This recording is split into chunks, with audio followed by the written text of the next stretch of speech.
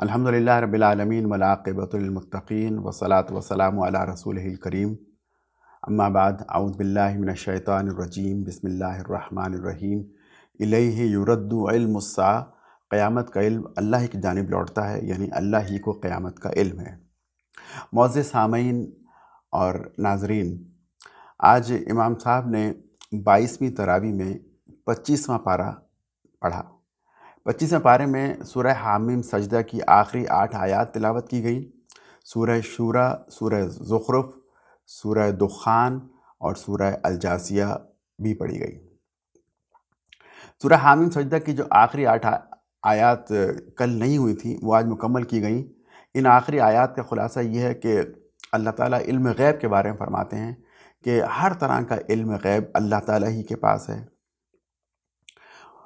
پھل گابوں میں سے کیسے نکلتے ہیں، کب نکلتے ہیں، کوئی مادہ کب حاملہ ہوتی ہے، کب ڈیلیور کرتی ہے، یہ سب علم اللہ تعالیٰ کے پاس ہے۔ غیب کی یہ بات کرنے کے بعد اللہ تعالیٰ فرماتے ہیں کہ انسان کی فطرت بھی کچھ عجیب سی ہے۔ جب وہ بھلائی کی دعائیں مانگتا ہے تو تھکتا نہیں ہے، یعنی جب مشکل کا شکار ہوتا ہے تو بھلائی مانگے چلے جاتا ہے، اور جب آفت اس پہ آ جاتی ہے تو فوراً مایوس اور دل شکستہ ہو جاتا ہے۔ مگر جوں جوں وقت گزرنے کے ساتھ ہم اس کی تکلیف کو رفع کرتے ہیں اور اپنی رحمت کا مزہ چکھاتے ہیں تو وہ کہتا ہے کہ میں تو اس کا مستحق تھا، اور میں نہیں سمجھتا کہ قیامت کبھی آئے گی۔ اگر واقعی قیامت آئی بھی اور مجھے اپنے رب کی جانب لوٹایا بھی گیا تو میں وہاں بھی بڑے مزے میں رہوں گا۔ حالانکہ بات یہ ہے کہ کفر کرنے والوں کو ہم بڑے سخت عذاب کا مزہ چکھائیں گے۔ اس کے بعد اللہ تعالیٰ فرماتے ہیں کہ عنقریب ہم ان کو آفاق اور انفس سے اپنی نشانیاں دکھائیں گے، اور یہ بات کھل کر سامنے آ جائے گی کہ قرآن برحق ہے۔ کیا یہ بات کافی نہیں کہ تیرا رب ہر چیز کا شاہد ہے؟ قرآن میں بتائی ہوئی باتیں کھل کر سامنے آ جائیں گی۔ اس سے کیا مراد ہے؟ اس سے ایک تو مطلب مفسرین نے یہ لیا ہے کہ جو قریب کے ممالک میں جو پیشن گوئیاں کی ہیں وہ فتح ہو جائیں گے، اور ان ممالک میں اخلاقی تبدیلیاں آ جائیں گی جن اخلاقی تبدیلیوں کا قرآن میں ذکر کیا گیا۔ اور دوسرا اس سے مراد یہ ہے کہ جو سائنسی انکشافات ہو رہے ہیں ان کا ذکر قرآن میں پہلے کر دیا گیا، اور بہت سے سائنسی انکشافات ایسے ہوئے ہیں کہ جن کا قرآن میں ذکر تھا۔ مثال کے طور پر قرآن میں ایک آیت ہے کہ وَالسَّمَاءَ بَنَيْنَاهَا بِأَيْدٍ وَإِنَّا لَمُوسِعُونَ، ہم نے آسمان کو اپنے ہاتھوں سے بنایا اور ہم اس کو وسعت دیے چلے جا رہے ہیں۔ اور آج جو ہے وہ جو ایسٹرونومیز کی تھیوریز ہیں اس میں یہی بتایا جاتا ہے کہ یہ کائنات جو ہے وہ وسعت پذیر ہے، بڑھتی چلی جا رہی ہے۔ بالکل جو قرآن نے بات پہلے کہی تھی وہ آج سائنسی طور پر ماہر فلکیات بھی کہتے ہیں۔ پھر قرآن نے کہا کہ کل یعمل علی شاکلۃ، اور ہر شخص اپنے اپنے شاکلہ کے مطابق کام کرتا ہے۔ شاکلہ کیا ہے؟ اس سے مراد انسان کا جینیٹک اسٹرکچر ہے، جو انسان کے جینز ہوتے ہیں۔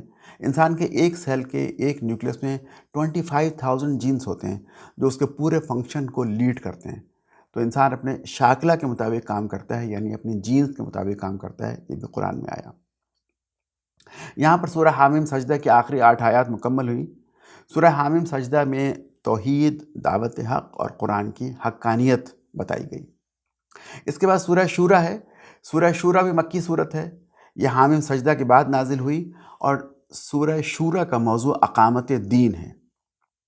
بتایا گیا کہ کسی نبی کا آنا کوئی نئی بات نہیں، اس سے پہلے بہت سے نبی آئے، اور سارے انسانوں کو ہم نے ہدایت اس لیے نہیں دی کہ امتحان مقصود تھا۔ اگر سارے انسانوں کو ہدایت دے دی جاتی تو پھر انبیاء کے آنے کا مقصد فوت ہو جاتا۔ انبیاء اس لیے آئے کہ تمام انسانوں کو ہدایت نہیں دی گئی، اور انبیاء آ کر انہیں صحیح رستہ بتائیں تاکہ وہ اپنا امتحان صحیح طریقے سے کر سکیں۔ پھر یہ فرمایا گیا کہ محمد صلی اللہ علیہ وسلم جو دین پیش کر رہے ہیں وہ اللہ تعالیٰ کی حاکمیت چاہتا ہے، اور فرمایا گیا کہ اے نبی آپ اس دین کو قائم کیجئے، کیونکہ غیر اسلامی طریقہ دین کو، طریقہ زندگی کو اختیار کرنا شرک ہے۔ اور پھر بیچ بیچ میں آیات کے درمیان توحید اور آخرت کے دلائل بھی دیے گئے ہیں۔ آغاز ہوتا ہے سورہ شورہ کی 7ویں آیت میں اللہ تعالیٰ فرماتے ہیں وَكَذَلِكَ أَوْحَيْنَا إِلَيْكَ قُرْآنًا عَرَبِيًّا لِتُنذِرَ أُمَّ الْقُرَىٰ وَمَنْ حَوْلَهَا۔ اسی طرح اے نبی، یہ قرآن عربی ہم نے آپ کی جانب وحی کیا تاکہ آپ بستیوں کے مرکز ام القریٰ یعنی مکہ اور اس کے گرد و پیش رہنے والوں کو خبردار کر دیں اور جمع ہونے کے دن ڈرائیں کہ جس دن کے آنے میں کوئی شک نہیں ہے۔ پھر یہ کہ یہ اکثر سوال کیا جاتا ہے کہ سب لوگ ایک امت کیوں نہیں ہیں، سب انسان ایک جیسے کیوں نہیں ہیں؟ تو اس کا جواب بھی دیا گیا اسی سورہ کے اندر کہ اگر اللہ چاہتا تو سب کو ایک امت بنا دیتا، مگر وہ امتحان کے ذریعے لوگوں کو اپنی رحمت میں داخل کرنا چاہتا ہے۔ یعنی دنیا میں امتحان ہوگا تو اس کے نتیجے میں اللہ تعالیٰ آخرت میں اپنی دائمی رحمت میں، ابدی رحمت میں بندوں کو داخل کرے گا، اس لیے ایک امت نہیں بنایا۔ پھر فرمایا کہ اللہ تعالیٰ کی ہستی بڑی عظیم ہے، لیسا کمثلہ شیء، اور کوئی بھی چیز جو ہے وہ اللہ جیسی نہیں ہے، اور اللہ تعالیٰ دیکھتا اور سنتا ہے۔ سورہ شورہ کی آیت نمبر 13 طویل آیت ہے، اور اس آیت میں اقامت دین کا حکم دیا گیا ہے۔ فرمایا کہ اللہ نے تمہارے لیے دین کا ایک طریقہ مقرر کیا ہے جس کا حکم نوح علیہ السلام کو دیا، اور اے محمد صلی اللہ علیہ وسلم آپ کی جانب بھی ہم نے یہی وحی کی ہے، جس طرح ہم نے ابراہیم، موسیٰ اور عیسیٰ علیہ السلام کی جانب کی تھی، اس تاکید کے ساتھ کہ دین کو قائم کرو اور اس میں متفرق نہ ہو جاؤ۔ اب یہاں پر ان اقیم الدین کا ترجمہ مفسرین نے 2 طرح سے کیا ہے۔ ایک تو ہے کہ دین کو قائم رکھو، اگر دین کہیں پر قائم ہے تو اسے قائم رکھو، اور اگر قائم نہیں ہے تو اسے قائم کرو، یعنی جہاں پر دین قائم نہیں ہے تو اسے قائم کیا جائے، یہ ان اقیم الدین کا مطلب ہے۔ دین کو قائم کرنے سے کیا مراد ہے کہ زندگی کے ہر شعبے کے اندر دین کو نافذ کیا جائے، اللہ تعالیٰ کی توحید ہر جگہ ہو، اللہ تعالیٰ کے احکامات ہر جگہ ہوں، نظام تعلیم ہو، نظام عدالت ہو، سیاست ہو، معیشت ہو، معاشرت ہو، ہر جگہ اسلام کا حکم چلے، یہ دین نافذ کرنا کہلاتا ہے۔ اور پھر اس کی مزید تشریح اگلی آیات میں سے ایک حصے میں اللہ تعالیٰ نے فرمائی کہ نبی صلی اللہ علیہ وسلم فرماتے ہیں کہ وَأُمِرْتُ لِأَعْدِلَ بَيْنَكُمْ، اور مجھے حکم دیا گیا کہ میں تمہارے درمیان انصاف سے فیصلہ کروں، اور انصاف سے فیصلہ کرنے کے لیے طاقت کا ہونا، حکومت کا ہونا ضروری ہے۔ گویا اللہ کے نبی علیہ السلام کو حکم دیا گیا کہ لوگوں کے درمیان وہ حکومت قائم کریں اور انصاف کے ساتھ فیصلہ کریں۔ پھر فرمایا کہ وہ اللہ ہی ہے جس نے حق کے ساتھ یہ کتاب اور میزان نازل کی، میزان سے مراد بھی طاقت، عدالت اور فیصلہ ہے۔ اس کے بعد آیت نمبر 15 میں اللہ تعالیٰ نے جامع ہدایات نبی اسلام کو دی، فرمایا کہ تم دعوت دین حق کی طرف دو، دعوت کے اس کام میں استقامت کا مظاہرہ کرو، باطل جتنی بھی قوت اپنی لگا لے، جتنا زور لگا لے، لیکن ان کی خواہشات کی پیروی نہ کرو، ہر چیز کا فیصلہ اللہ تعالیٰ کی نازل کی ہوئی کتاب کے مطابق کرو، انصاف قائم کرو، اور اللہ کو کوئی مانے نہ مانے لیکن یہ بات یقینی ہے کہ سب کا رب اللہ ہی ہے، اور ہر نیک و بد اپنے اعمال کا ذمہ دار ہے، اور ایک روز اللہ تعالیٰ کے سامنے کھڑے ہو کر حساب دینا پڑے گا۔ اگلی آیت میں اللہ تعالیٰ فرماتے ہیں کہ کچھ لوگ دنیا کے طلبگار ہوتے ہیں اور کچھ آخرت کے خریدار ہوتے ہیں۔ جو آخرت کی کھیتی چاہتے ہیں ہم اس کی کھیتی کو بڑھا دیتے ہیں، یعنی ایک نیکی کے بدلے میں 10 بڑھا چڑھا کر اجر دیتے ہیں، اور جو دنیا کی کھیتی چاہتا ہے ہم اسے دنیا میں ہی دے دیتے ہیں اور آخرت میں اس کا کوئی حصہ نہیں ہوتا۔ پھر ایک سوال یہ بھی کیا جاتا تھا کہ اللہ تعالیٰ نے رزق محدود کیوں دیا؟ رزق اللہ تعالیٰ فرماتے ہیں کہ اگر میں بندوں کو کھلا رزق دے دیتا تو زمین میں سرکشی کا طوفان برپا کر دیتے، مگر وہ ایک حساب کے مطابق جتنا چاہتا ہے نازل کرتا ہے، یقیناً وہ اپنے بندوں سے باخبر ہے اور ان پہ نگاہ رکھے ہوئے ہے۔ پھر فرمایا کہ تم پر جو مصیبت بھی آتی ہے وہ تمہارے اپنے ہاتھوں کی کمائی کی وجہ سے آتی ہے، یعنی تمہارے گناہوں کی وجہ سے آتی ہے، اور تمہارے بہت سے گناہ تو اللہ تعالیٰ ویسے ہی معاف کرتے رہتے ہیں۔ اس کے بعد آیت نمبر 28 سے 35 میں اللہ تعالیٰ کی زندہ و جاوید نشانیاں بیان کی گئیں کہ بارش کا برسنا، آسمان و زمین کی پیدائش، دن رات کا آنا، پہاڑوں جیسے بحری جہازوں کو سمندر میں چلنا، یہ تمام اللہ تعالیٰ کی زندہ و جاوید نشانیاں ہیں۔ آیت نمبر 36 سے 40 میں اللہ تعالیٰ نے اہل ایمان کی صفات بیان کی ہیں۔ انہیں ہم اقامت دین کی جدوجہد کرنے والے کارکنان کی صفات بھی کہہ سکتے ہیں، کیونکہ اس میں کچھ چیزیں ایسی ہیں جو کہ اجتماعی معاملات سے متعلق ہیں۔ تو فرمایا گیا کہ یہ جو جدوجہد کرنے والے دین کے راستے میں کارکنان ہیں، یہ اہل ایمان ہیں، ان میں کیا ہوتا ہے کہ یہ اللہ تعالیٰ پہ بھروسہ کرتے ہیں، بڑے بڑے گناہوں اور بے حیائی کے کاموں سے بچتے ہیں، غصہ آئے تو درگزر کر جاتے ہیں، اپنے رب کا حکم مانتے ہیں، نماز قائم کرتے ہیں، آپس کے معاملات باہمی مشاورے سے چلاتے ہیں، یعنی یہ شورا بینہم، اپنے تمام جو معاملات ہیں، اپنے مسائل ہیں، وہ مشورے کے ذریعے حل کرتے ہیں، اور جو رزق اللہ نے ان کو دیا ہے اس رزق میں سے خرچ کرتے ہیں، اور جب ان پہ زیادتی کی جاتی ہے تو مقابلہ کرتے ہیں، یعنی بدلہ لیتے ہیں اور اتنا ہی لیتے ہیں جتنا کہ لینا چاہیے۔ پھر اللہ تعالیٰ فرماتے ہیں کہ انسان تو بڑا بے بس ہے، ہم نعمتیں دیتے ہیں انسان کو اپنی مرضی کے مطابق دیتے ہیں، آسمان اور زمین کی بادشاہی اللہ کے پاس ہے، جو چاہتا ہے پیدا کرتا ہے، جسے چاہتا ہے لڑکیاں دیتا ہے، جسے چاہتا ہے لڑکے دیتا ہے، اور جسے چاہتا ہے کچھ بھی نہیں دیتا، اور جسے چاہتا ہے دونوں دے دیتا ہے، یہ اس کی مرضی ہے، وہ غنی اور بے پرواہ ہے۔ اور پھر آخری بات سورہ شورہ میں جو کہی گئی وہ یہ کہ اے محمد صلی اللہ علیہ وسلم، ہم نے ایک روح آپ کی جانب بھیجی ہے، آپ کو اس سے پہلے کچھ علم نہ تھا کہ کتاب کیا ہوتی ہے اور ایمان کیا ہوتا ہے، مگر اس روح کو ہم نے ایک روشنی بنا دیا جس سے ہم راہ دکھاتے ہیں اپنے بندوں میں سے جسے چاہتے ہیں، یقیناً اے محمد صلی اللہ علیہ وسلم آپ سیدھے راستے کی جانب رہنمائی کر رہے ہیں۔ یہاں پر سورہ شورہ اختتام کو پہنچتی ہے۔ سورہ شورہ کا موضوع اقامت دین تھا، یعنی دین کو قائم کیا جائے، جہاں دین قائم ہو اسے قائم رکھا جائے، اور جہاں قائم نہ ہو اسے قائم کیا جائے، یعنی زندگی کے ہر شعبے کے اندر دین کا چلن ہو، دین کے احکامات مانے جائیں۔ اس کے بعد سورہ زخرف ہے۔ سورہ زخرف بھی مکی صورت ہے۔ زخرف کے معنی سونے چاندی یا زینت کے سامان کے ہیں۔ اس کا آغاز بھی حوامیم کی طرح نبی اکرم صلی اللہ علیہ وسلم کے معجزے یعنی قرآن کے ذکر سے ہوتا ہے۔ اس کا موضوع یہ ہے کہ اس صورت میں اہل مکہ کے جاہلانہ عقائد پر پرزور انداز میں تنقید کی گئی ہے، اور کلام کا آغاز اس طرح ہوتا ہے کہ تم چاہتے ہو کہ قرآن کا نزول روک دیا جائے، اب کیا ہم تم سے بیزار ہو کر یہ درس نصیحت تمہارے ہاں بھیجنا چھوڑ دیں، یعنی وہی کا سلسلہ بند کر دیں اور قرآن نہ بھیجیں، صرف اس لیے کہ تم اس سے بیزار ہو گئے ہو اور تم حد سے گزرے ہوئے لوگ ہو؟ ہم نے اس سے پہلے بھی بہت سے پیغمبر بھیجے، اور کبھی ایسا نہیں ہوا کہ پیغمبر کی قوم نے ان کا مذاق نہ اڑایا ہو اور یہی باتیں نہ کی ہوں کہ ہمیں ایسا قرآن نہیں چاہیے، کوئی قرآن بدل لو، کوئی اور قرآن لے آؤ۔ تو یہ چیزیں تو ہوتی رہیں، گویا تسلی دی جا رہی ہے رسول اکرم صلی اللہ علیہ وسلم کو۔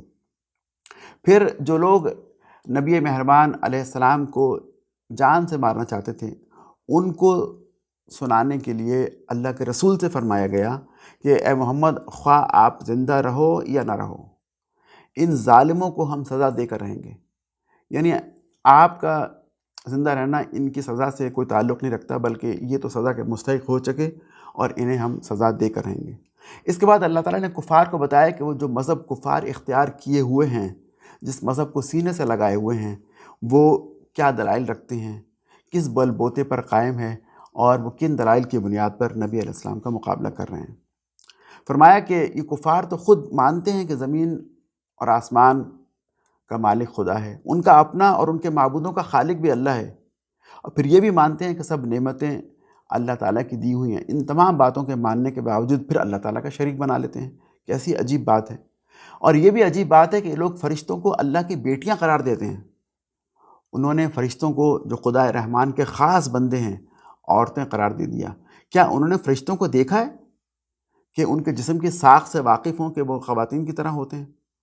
ان کی یہ گواہی لکھ لی جائے گی اور انہیں اس دعوے کی جواب دہی کرنا ہوگی۔ پھر جب بھی کفار کو کہا جاتا ہے کہ تم جو ہے ایمان لے آؤ، تو وہ کہتے ہیں کہ ہماری تقدیر میں ایسا لکھا ہوا تھا، وَقَالُوا لَوْ شَاءَ الرَّحْمَنُ مَا عَبَدْنَاهُمْ، کہ اگر اللہ تعالیٰ چاہتے تو ہم ان بتوں کی پوجا نہ کرتے۔ بتایا جا رہا ہے کہ یہ جو اللہ کی مشیت کے تحت یہ بت پرستی کا کہہ رہے ہیں، تو اگر اللہ کی مشیت ہی کو دیکھا جائے تو اس لحاظ سے تو پھر زنا اور قتل بھی ہو رہے ہیں، کیا ہر برائی کو جائز قرار دیا جائے گا؟ دراصل اللہ تعالیٰ نے انسان کو ایک لمیٹڈ آزادی دی ہوئی ہے، اس آزادی میں وہ فیصلہ کر سکتا ہے کہ اس نے کس کی پوجا کرنی ہے اور کیا غلط اور صحیح کام کرنے ہیں، اور یہی لمیٹڈ آزادی جو دی گئی ہے اس کا انسان سے پوچھ ہوگا، اور اسی پر وہ اکاؤنٹیبل ہے اور اس کے مطابق اسے حساب دینا ہوگا۔ پھر کفار سے جب یہ پوچھا جاتا ہے کہ تمہارے پاس شرک کی دلیل اور سند کیا ہے؟ تو وہ کیا کہتے ہیں؟ وہ کہتے ہیں کہ انا وجدنا آباءنا علی امت و انا علی آثارہم مہتدون، ہم نے اپنے باپ دادا کو ایسا کرتے ہوئے پایا اور ہم انہی کے نقش قدم پہ چل رہے ہیں۔ اللہ تعالیٰ فرماتے ہیں کہ کیا ان کے باپ دادا نے کبھی عقل سے کام ہی نہ لیا ہو، کبھی سوچ بوجھ ہی نہ کی ہو، بالکل لکیر کے فقیر انداز میں کام کر رہے ہوں، تب بھی کیا وہ اپنے آباء و اجداد ہی کی پیروی کیے چلے جائیں گے؟ اور پھر تمہارے آباء و اجداد میں تو بڑے بڑے پیغمبر گزرے ہیں، ابراہیم علیہ السلام جن کے فالوور ہونے کا تم دعویٰ کرتے ہو وہ بھی تمہارے آباء و اجداد میں ہیں، تو تم ان کی پیروی کیوں نہیں کرتے؟ انہیں چھوڑ کر جو تمہارے اجداد میں گمراہ لوگ تھے انہی کی پیروی کیوں کرتے چلے جاتے ہو؟ اس کے بعد اللہ تعالیٰ فرماتے ہیں کہ جب ان سے پوچھا جاتا ہے کہ تم نبی علیہ السلام کو کیوں نہیں مانتے، تو وہ کہتے ہیں کہ لولا نزل هذا القرآن على رجل من قریتین عظیم، کہ یہ قرآن جو ہے وہ مکہ اور طائف کی دو بستیوں میں کہ کسی بڑے آدمی پر کیوں نازل نہیں ہوا؟ یعنی حضور علیہ السلام غریب ہیں، یتیم ہیں، تو کسی بڑے آدمی پہ نازل ہونا چاہیے تھا۔ اللہ تعالیٰ فرماتے ہیں کہ اسی طرح کی باتیں فرعون کے زمانے میں لوگ کیا کرتے تھے۔ جب موسیٰ علیہ السلام کو ہم نے نبی بنا کر بھیجا تو فرعون نے کہا کہ ان کے ساتھ کوئی فرشتوں کا دستہ ہٹو بچوں کی صدائیں لگاتا ہوا کیوں نہیں آیا؟ ان پر کوئی سونے کے کنگن کیوں نہیں اتارے گئے؟ یعنی مال و دولت کے پہاڑ ان کے ساتھ کیوں نہیں آئے؟ اب اللہ تعالیٰ فرماتے ہیں کہ اگر ہمیں اندیشہ نہ ہوتا کہ سارے لوگ ایک طریقے پر ہو جائیں گے، خدائے رحمان سے کفر کرنے والوں کے گھروں کی چھتیں، ان کی سیڑھیاں، ان کے دروازے اور ان کے تخت اور وہ تکیے جن پر ٹیک لگا کے بیٹھتے ہیں، ہم سب کے سب چاندی اور سونے کے بنوا دیتے، لیکن یہ مال و دولت تو حیات دنیا کی عارضی متاع ہے اور آخرت تو متقین کے لیے ہے۔ اور پھر جو شخص رحمان کے ذکر سے تغافل برتتا ہے، غافل ہو جاتا ہے، تو اللہ تعالیٰ اس پر ایک شیطان کو مسلط کر دیتے ہیں اور وہ اس کا رفیق بن جاتا ہے، اور پھر وہ شیطان انسان کو راہ راست پر آنے نہیں دیتا، توبہ نہیں کرنے دیتا، اور انسان اپنی جگہ پر یہی سمجھ رہا ہوتا ہے کہ وہ ٹھیک کام کر رہا ہے۔ اس طرح کفار کی ایک ایک جاہلانہ بات کا مدلل جواب دینے کے بعد رسول اکرم صلی اللہ علیہ وسلم سے کہلوایا جا رہا ہے کہ آپ کہہ دیجئے کہ تم اللہ سے ڈرو اور میری یعنی محمد صلی اللہ علیہ وسلم کی اطاعت کرو۔ حقیقت یہ ہے کہ اللہ ہی میرا اور تمہارا رب ہے اور اسی کی تم عبادت کرو، یہی سیدھا راستہ ہے۔ پھر اللہ تعالیٰ اپنے متقی بندوں سے فرمائے گا کہ داخل ہو جاؤ جنت میں تم اور تمہاری بیویاں، تمہیں خوش کر دیا جائے گا، تمہارے آگے سونے کی پلیٹیں اور ساغر گردش کرائے جا رہے ہوں گے، اور تم ہر من بھاتی اور نگاہوں کو لذت دینے والی چیز وہاں موجود پاؤ گے، اور ان سے کہا جائے گا کہ تم یہاں ہمیشہ رہو گے۔ آخر میں اللہ تعالیٰ فرماتے ہیں کہ تم ان سے پوچھو کہ انہیں کس نے پیدا کیا ہے، تو یہ خود کہیں گے کہ اللہ نے، تو پھر یہ کہاں سے دھوکہ کھا رہے ہیں؟ اچھا اے نبی ان سے درگزر کیجئے اور کہہ دیجئے کہ سلام ہے تمہیں، ان قریب تمہیں معلوم ہو جائے گا کہ تم کیا کرتے رہے۔ یہ سورہ زخرف تھی جو مکمل ہوئی۔ اس صورت میں اللہ تعالیٰ نے اہل مکہ کے جاہلانہ عقائد پر زوردار انداز میں تنقید کی۔ اس کے بعد سورہ دخان ہے۔ مستند روایات سے معلوم ہوتا ہے کہ یہ صورت اس وقت نازل ہوئی جب اللہ تعالیٰ نے مکہ کے کافروں کو خبردار کرنے کے لیے شدید قحط میں مبتلا کیا۔ ہوا یہ کہ اللہ کے رسول صلی اللہ علیہ وسلم نے دعا کی کہ یا اللہ انہیں قحط میں مبتلا کر دیجیے، ہو سکتا ہے مشکل میں آنے کے بعد کچھ گڑ گڑائیں، کچھ عاجزی اختیار کریں اور ایمان لے آئیں۔ تو دراصل انہیں ایمان کی جانب راغب کرنے کے لیے یہ دعا کی، اور جب ان پر شدید قحط آ گیا تو بہت مشکل صورتحال سے دوچار ہوئے، سوکھے چمڑے اور ہڈیاں اور نہ جانے کیا کچھ کھانے پہ مجبور ہو گئے۔ تو اس وقت کافروں نے ابو سفیان کے ذریعے حضور سے دعا کروائی صلی اللہ علیہ وسلم، اور وعدہ کیا کہ اگر ان کی دعا سے یہ قحط دور ہو گیا تو ہم ایمان لے آئیں گے۔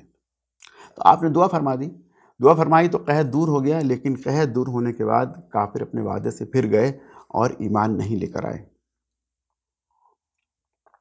پھر اللہ تعالیٰ نے فرمایا کہ ایک دن ایسا آئے گا کہ آسمان پر دھواں نظر آئے گا، دخان، یہیں سے اس کا نام سورہ دخان کا دخان لیا گیا۔ یہ قیامت کی نشانیوں میں سے ایک نشانی ہے، علامت قیامت میں سے، کہ قیامت سے پہلے آسمان پر شدید دھواں نظر آئے گا۔ اس صورت کے باقی مضامین توحید، رسالت اور آخرت کے اسبات پر مبنی ہیں۔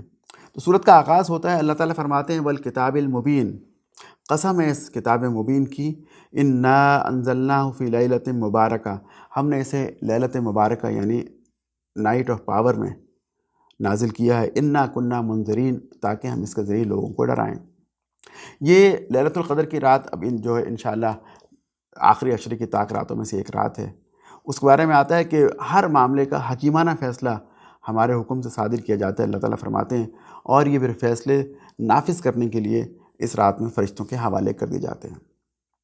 یہ لیلۃ القدر کا ذکر کرنے کے بعد اللہ تعالیٰ اس صورت میں کفار مکہ کو خبردار کرتے ہیں، اور خبردار کرتے ہیں تو چند چیزیں اس میں فرماتے ہیں۔ انہیں کہا جا رہا ہے کہ قرآن محمد صلی اللہ علیہ وسلم کی تصنیف نہیں ہے، اور تم قرآن کی قدر و قیمت کو سمجھنے میں غلطی کر رہے ہو، یہ اللہ کا کلام ہے اور بہت عظیم کتاب ہے، اور تم اس غلط فہمی میں مبتلا مت رہنا کہ تم رسول اور اس کی کتاب سے لڑ کر جیت جاؤ گے۔ تم اللہ کا شریک ٹھہرا کر اپنے باپ دادا کی پیروی کر رہے ہو۔ اللہ نے اپنی رحمت کی وجہ سے تمہاری رہنمائی کے لیے رسول کو بھیجا ہے۔ اس تمہید کے بعد اللہ تعالیٰ نے قحط کے معاملے کو لیا۔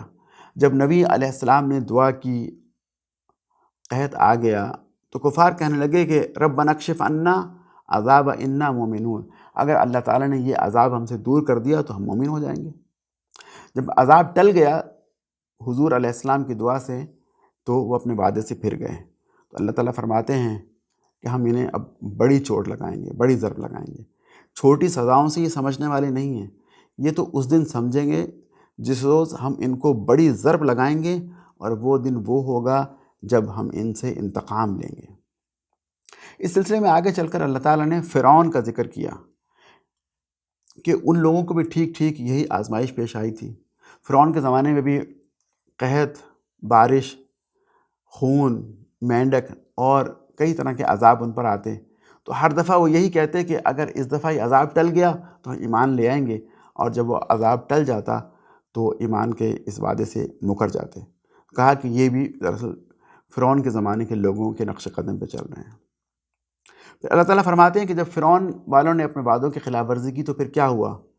پھر ہم انہیں ان کے محلات سے نکال کر لے آئے، اور کتنے ہی باغ اور چشمے اور کھیت اور شاندار محل تھے جو وہ چھوڑ گئے، یعنی جب سمندر میں غرق ہو گئے تو اپنے محلات کو چھوڑ گئے، اور کتنے ہی عیش و عشرت کے سامان تھے جن میں وہ مزے کیا کرتے تھے، ان کے پیچھے دھرے کے دھرے رہ گئے۔ یہ ہوا ان کا انجام، اور ہم نے دوسروں کو ان کی چیزوں کا وارث بنا دیا۔ پھر ان کے مرنے پر، ان کے غرق ہونے پر نہ آسمان رویا اور نہ زمین روئی، اور ان کو ذرا سی مہلت بھی نہ دی گئی۔ اس کے بعد اللہ تعالیٰ دوسرا موضوع آخرت کے بارے میں ذکر کرتے ہیں کہ کفار مکہ شدت سے آخرت کا انکار کرتے ہیں، اور کہتے ہیں کہ ان ہی الا موتتنا الاولی وما نحن بمنشرین، کہ ہماری پہلی موت کے سوا، یعنی ہم ایک دفعہ مر جائیں گے، دوبارہ اٹھائے نہیں جائیں گے، یعنی پہلی موت کے علاوہ ہمارے دوبارہ اٹھائے جانے کا کوئی سوال پیدا نہیں ہوتا۔ اور پھر وہ یہ بھی کہتے تھے کہ تم یہ کہتے ہو کہ ہمیں اور ہمارے آباء و اجداد کو بھی اٹھایا جائے گا، فاتو بآبائنا ان کنتم صادقین، تو ذرا ہمارے آباء و اجداد کو زندہ کر کے دکھاؤ اگر تم سچے ہو۔ گویا یہ ان کا ایک چیلنج ہوتا تھا کہ اگر ہمارے آباء و اجداد زندہ ہو گئے تو ہم ایمان لے آئیں گے۔ تو اللہ تعالیٰ فرماتے ہیں کہ ان کے اور ان کے آباء و اجداد کے اٹھائے جانے کا وقت تو پہلے سے طے شدہ ہے، وہ فیصلے کا دن ہے۔ ہم اٹھا سکتے ہیں لیکن اپنی مشیت کے مطابق اب انہیں اب زندہ نہیں کریں گے، اور جب اٹھائے جائیں گے آخرت میں، جب ان کا فیصلہ ہوگا تو فیصلے کے بعد کہا جائے گا کہ پکڑو انہیں اور رگیدتے ہوئے لے جاؤ جہنم کے بیچوں بیچ، اور انڈیل دو ان کے سروں پر کھولتے ہوئے پانی کا عذاب، یعنی انہیں جہنم میں پھینک دیا جائے گا۔ آخر میں یہ بات کہہ کر معاملہ ختم کر دیا گیا کہ فَإِنَّمَا يَسَّرْنَاهُ بِلِسَانِكَ لَعَلَّهُمْ يَتَذَكَّرُونَ، اے محمد صلی اللہ علیہ وسلم، ہم نے اس قرآن کو آپ کی زبان عربی میں آسان کر کے نازل کیا ہے تاکہ یہ لوگ اس سے نصیحت حاصل کریں۔ فَارْتَقِبْ إِنَّهُمْ مُرْتَقِبُونَ، تو آپ بھی انتظار کیجئے اور یہ بھی انتظار کر رہے ہیں، پھر دیکھتے ہیں فیصلہ کیا ہوتا ہے۔ یہاں پر سورہ دخان مکمل ہوتی ہے، اور سورہ دخان میں ایمانیات ثلاثہ کا موضوع زیر بحث رہا، اور اس میں مکہ میں آنے والے قحط کا ذکر بھی کیا گیا۔ اس کے بعد آج کی آخری سورت سورہ الجاثیہ ہے، مکی سورت ہے، اور اس صورت میں 3 باتوں کا ذکر کیا گیا۔ ایک تو کائنات میں جا بجا پھیلی ہوئی اللہ تعالیٰ کی نشانیاں، فرمایا کہ اگر تم ان نشانیوں پر غور کرو گے تو تم اپنے خالق تک پہنچ جاؤ گے۔ پھر یہ فرمایا گیا کہ نبی علیہ السلام کو کچھ احکامات پچھلی قوموں سے مختلف دیے گئے ہیں، یعنی دین تو ایک ہی ہوتا ہے ہر نبی کا، لیکن شریعت مختلف ہو سکتی ہے، تو کچھ احکامات مختلف دیے گئے، تو اس پر کسی تعجب کی بات نہیں ہے۔ پھر اس صورت میں اللہ تعالیٰ نے قیامت کے ہولناک مناظر کا نقشہ کھینچا، فرمایا کہ ہولناک مناظر کی وجہ سے لوگ اتنے خوفزدہ ہوں گے کہ وہ گھٹنوں کے بل بیٹھے ہوئے ہوں گے، اور گھٹنے کے بل بیٹھنے کو جاسیہ کہتے ہیں، اور یہی اس صورت کا نام ہے۔ اللہ تعالیٰ نے توحید کے حق میں دلائل اور اللہ تعالیٰ کی نشانیاں بیان کی، فرمایا کہ تمہاری اپنی پیدائش میں ان حیوانات کو جن کو اللہ تعالیٰ نے زمین میں پھیلا رکھا ہے، سی ورلڈ ہے یا یہ کہ اینیمل کنگڈم ہے، جنگلوں کے جانورات ہیں، ان میں بڑی بڑی نشانیاں ہیں ان لوگوں کے لیے جو یقین لانے والے ہیں، اور دن رات کے آنے جانے میں بھی نشانیاں ہیں، اور اس رزق میں بھی نشانی ہے جو کہ اللہ تعالیٰ بارش کے ذریعے مردہ زمین کو زندہ کر کے نکالتے ہیں، اور پھر ہواؤں کی گردش میں بھی بہت سی نشانیاں ہیں، لیکن ان نشانیوں سے سبق وہی حاصل کرتے ہیں جو عقل رکھتے ہیں۔ پھر فرمایا کہ ایمان لانے والے اور کافر برابر نہیں ہو سکتے، جو نیک عمل کرے گا وہ اپنے لیے کرے گا، اور جو برائی کرے گا وہ آپ ہی اس کا خمیازہ بھگتے گا، اور پھر سب کو جانا تو اپنے رب ہی کی طرف ہے۔ اور دین کے معاملے میں جو اختلاف ان کے درمیان رونما ہوا وہ کسی ناواقفیت یا کم علمی کی بنیاد پر نہیں ہوا، بلکہ اس بنیاد پر ہوا کہ یہ لوگ ایک دوسرے پر زیادتی کرنا چاہتے ہیں، زدم زدہ بغیم بینہم، اور زیادتی کی بنیاد پر ان میں اختلافات پیدا ہوئے۔ تو جو لوگ برے کام کرتے ہیں کیا وہ خیال کرتے ہیں ہم ان کو ان لوگوں جیسا کر دیں گے جو ایمان لائے اور نیک عمل کرتے رہے، ان کی زندگی اور موت یکساں ہوگی؟ ہرگز ایسا نہیں، ایمان لانے والے اور کافروں کی زندگی اور موت یکساں نہیں ہوگی۔ یہ جو دعوے کرتے ہیں یہ بہت برے ہیں۔ اللہ تعالیٰ فرماتے ہیں کہ ہمارے پاس ایک ریکارڈ بک بھی ہے، آیت نمبر 27 سے 30 میں اس کا ذکر ہوتا ہے کہ آسمان اور زمین کی بادشاہی اللہ تعالیٰ کے پاس ہے۔ جس روز قیامت کی گھڑی آ پہنچے گی اس دن باطل پرست بڑے خسارے میں پڑ جائیں گے، اور اس وقت تم لوگوں کو دیکھو گے کہ وہ گھٹنوں کے بل گرے ہوئے ہیں، ہر گروہ کو پکارا جائے گا، اور وہ آئے گا اور اپنے نامہ اعمال دیکھے گا۔ ان سے کہا جائے گا کہ آج تم لوگوں کو ان اعمال کا بدلہ دیا جائے گا جو تم کرتے رہے۔ یہ ہمارا تیار کیا ہوا ہے اعمال نامہ ہے جو تمہارے اوپر ٹھیک ٹھیک شہادت دے رہا ہے، جو کچھ بھی تم کرتے ہو اسے ہم لکھواتے جاتے تھے۔ یعنی دنیا میں پورا ریکارڈ رکھا گیا اور اب تمہارے سامنے پیش کیا جا رہا ہے۔ بس تمام تعریفیں اللہ ہی کے لیے ہیں جو زمین اور آسمان کا مالک اور سارے جہانوں کا پروردگار ہے۔ یہاں سورہ الجاثیہ مکمل ہوتی ہے، اور آج کا خلاصہ قرآن بھی۔ اس سورہ الجاثیہ میں 3 چیزوں کا ذکر کیا گیا۔ ایک تو کائنات میں اللہ تعالیٰ کی نشانیاں پھیلی ہوئی ہیں، اور اس پہ اگر انسان غور کرے گا تو وہ اللہ تعالیٰ پہ یقین لے آئے گا اور اس کا ایمان بڑھ جائے گا۔ اور جو شریعت کے احکامات رسول اکرم صلی اللہ علیہ وسلم کو دیے گئے ہیں وہ باقی قوموں سے مختلف ہیں، ان پر کوئی تعجب کی بات نہیں ہے۔ اور اس صورت میں قیامت کے ہولناک مناظر کا نقشہ بھی کھینچا گیا۔ بارک اللہ لی ولکم فی القرآن العظیم ونفعنی وإیاکم بما فیہ من الآیات و ذکر الحکیم۔